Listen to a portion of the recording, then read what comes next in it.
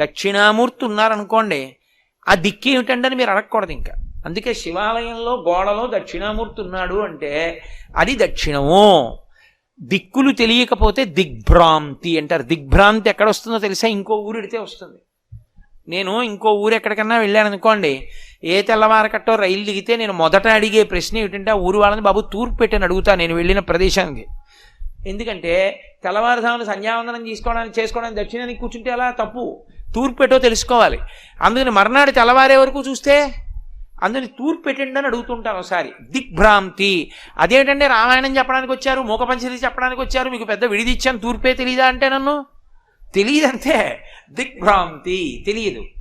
శివాలయంలో దిగ్భ్రాంతి ఉండదు. ఎందుకు ఉండదో తెలుసా? 2 కారణాల వల్ల ఉండదు. ఒకటి, మీరు శివాలయంలోకి వెళ్ళినప్పుడు శివాలయంలో పానవట్టం ఎటుందో అది ఉత్తరం.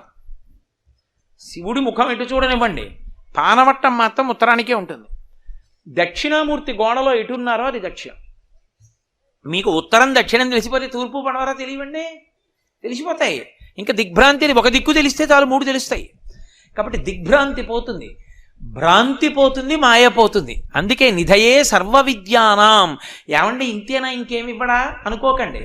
ఆయన నిధయే సర్వ విద్యానాం, సమస్త విద్యలు ఆయన యందే ఉంటాయి.